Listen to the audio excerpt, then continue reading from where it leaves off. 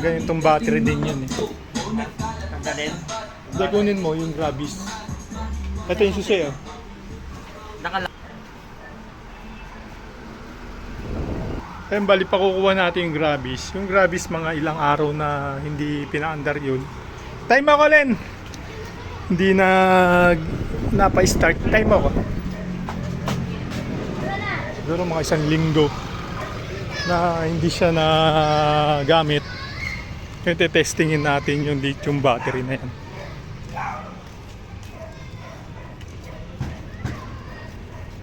I-electric start mo lang. Sige. Ayun, mandar pa rin siya. Kita nyo na may alikabok. Kasi matagal itong na-stock, mahigit 1 linggo. Kaya dito sa amin, malikabok talaga. Ayun, nag-start naman siya kagad. Ayun, naka-ano tong battery na to. Naka-lithium battery. Buksan mo nga yung compartment. Dilim. Ano ako mo?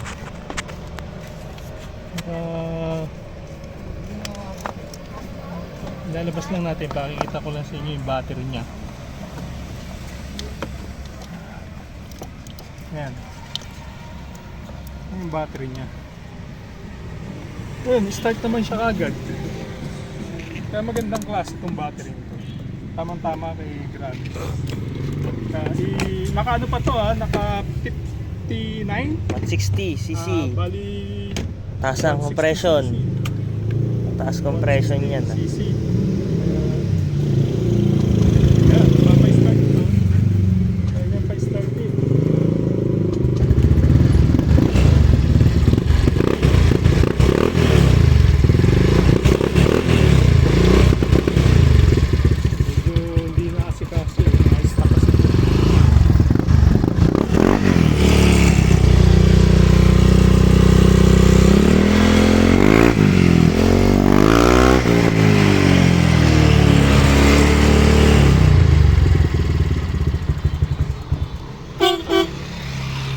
Yun, nakita nyo naman mga brad, start kagad si Grabis. 1 click lang. Mga ilang araw na hindi nagamit pero kaya niyang pa-startin gamit ang lithium battery. Gawa ng power red. Partida, ano pa yan, 160cc. Mataas ang compression niyan kaya kaya niyang i-start. Ito napansin ko rito, 13 volts ang lumalabas sa panel. Hindi pa na-start yung makina yun, 13 volts na siya. Tapos nagpakuha rin tayo para sa T-Max natin. Itong T-Max natin naka-iwa sa battery to na Japan. Iwa sa Japan.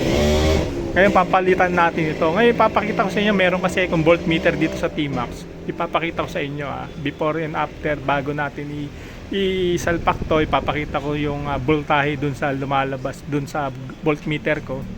Ipapakita ko sa inyo. Ayun, ito, i-on natin. Ito yung voltmeter ko Pansinin nyo, bali stock battery pa to na iuwa sa Japan. I-on ko siya. And tignan nyo yung volts nya Nakita nyo, 12.0. Nagsisiro pa nga Kaya pa naman pa-startin. Kaya pa naman yan. Mag-i-start pa naman siya.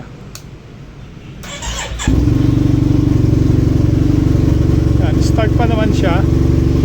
Ay yung reading ng ano ko, naka-start na yung makina ko, yan na yung reading.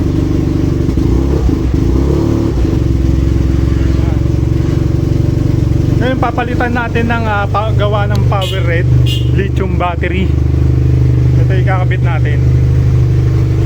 Bubuksan natin yan. I-off muna natin. I-off ko muna Ayan, ano lang siya nakasindi ilaw ko Ayan, nakasindi may headlight 11, baksak agad siya ng 11. Tingnan na natin. Ngayon tatanggalin ko lang muna yung harapan niya para makita nyo rin yung battery. Nandito yung battery niyan Ayan. So ayun, bali natanggal na natin yung harapan. Tapos ito yung battery niya mga brad. Bali itong T-Max natin pala, second hand lang to, nakuha natin. Ganito na itsura ng wiring niya eh. Kaya, hindi, wala pa tayong time kaya hindi pa natin naayos. Ayan, Yuasa battery. Ngayon tatanggalin natin para kitang-kita nyo. I-on natin uli. Ayan, nakakabit ang Yuasa.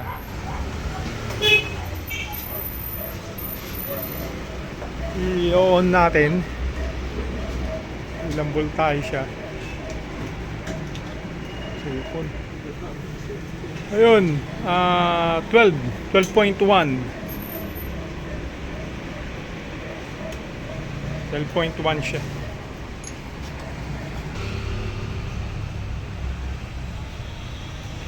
Ito iwaso siya.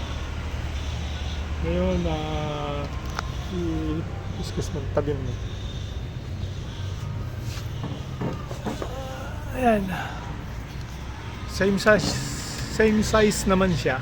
Titignan nila rito dito sa ano eh. 190cc CCA eh. Yung CCA ang ano eh. Ito kasi nasa ano eh 270 CCA. Kaya mas mataas siya. Doon sa mga nakakaintindi alam ibig sabihin ko ano yan CCA na yan eh. Diyan tinitignan niya yung lakas ng crank niya, lakas ng parang pinaka-ampere kumbaga sa kuryente. Hindi tayo masyado ano sa battery eh, sa mga ano eh.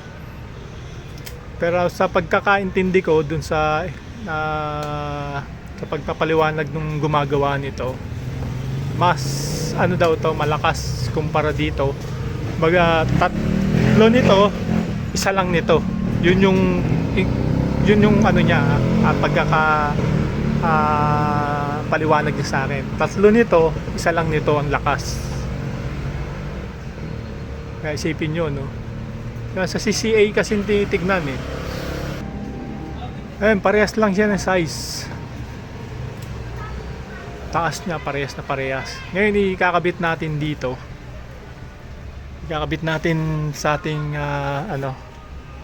T-Max. Tapos ipapakita ko sa inyo yung lakas niya. So ayun na, isalpak na natin yung lithium battery. Tapos i-on natin. Tignan nyo lang dito sa voltmeter kumpara nyo dun sa kanina nung naka-Yuasa pa siya. Ito i-on natin.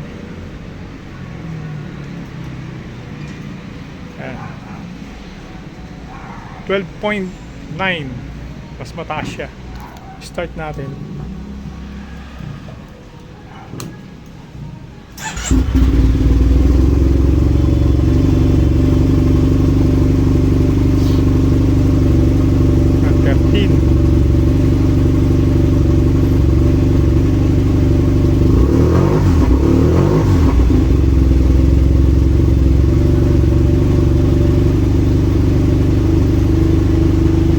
Yung ano nga pala nito, regulator nito, may automatic shutdown yun.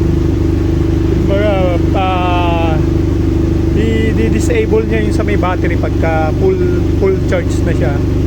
Di-disable niya yun. Ngayon, ibabato niya sa headlight. Kaya kung napapansin nyo yung headlight nito, pirmin nakasindi. Ganoon naman sa Japan eh, di ba? Pagka bago ang motor, nakasindi pirmi yung headlight. Maski dito, ganun na rin, di ba? Katulad ng Gravis, nakasindi talaga headlight niya. Kaya hindi dapat dinidisable yung headlight kahit umaga.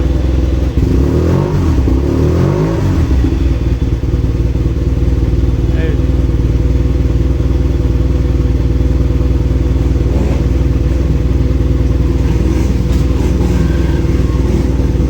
Saka napansin ko rin dito sa mga big bike, halogen ang headlight niya.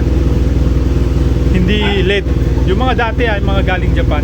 Ito kasi galing Japan to eh, itong T-Max na to. Ang headlight nito, halogen, hindi LED. Ngayon kaya siya dinesign ng halogen kasi nga ano yan eh, naka-rectifier siya. Pag sumobra na yung full charge na yung battery niya, ika-cut off niya yung papuntang battery. Ngayon, ibabato niya ngayon yun sa headlight.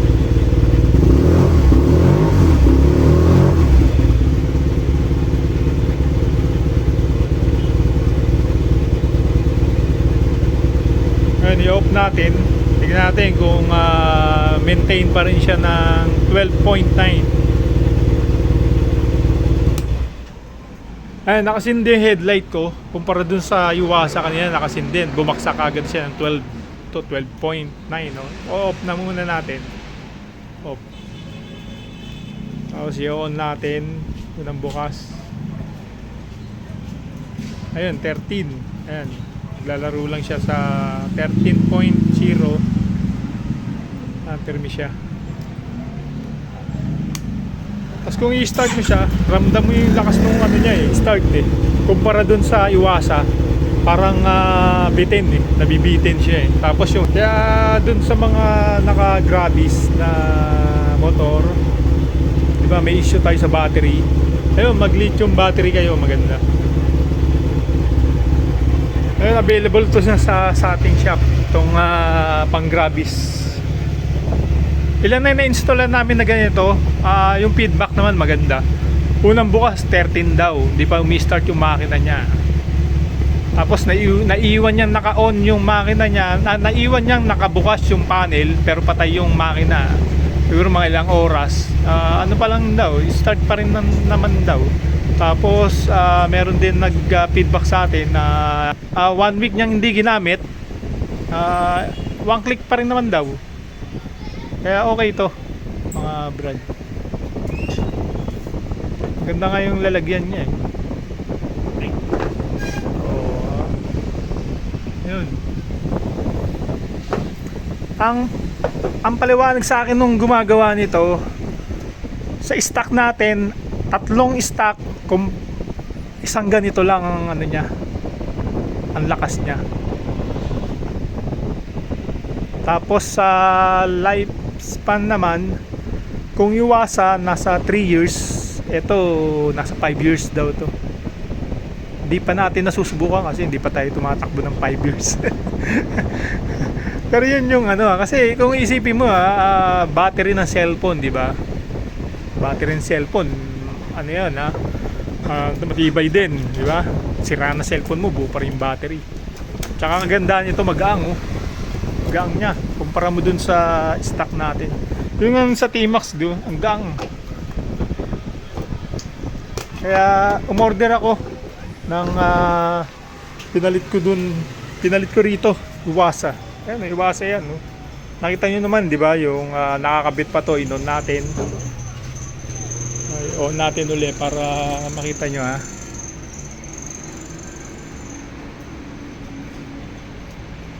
Ayan, 13.2. Oh, 13.2.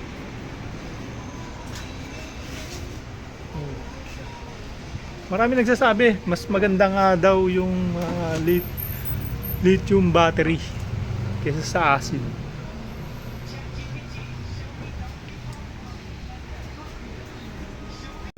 So ayun mga brad, no? Nakita nyo naman yung difference ng lithium battery sa acid. Yung Yuasa, yan, made in Japan pa yan. Pero siya nagte 13 volts. Inuulit ko, hindi tayo eksperto sa battery, kung ano yung mga details niyan, yung mga detalye niyan. Sa akin, experience lang.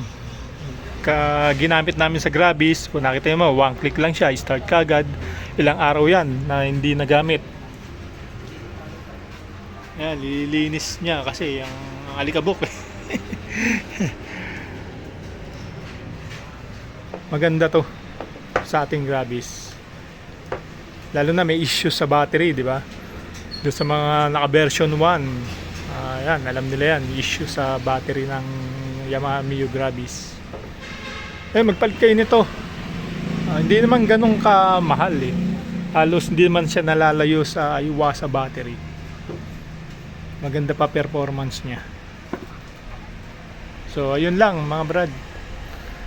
I'm Alan De Libro, Mabalos.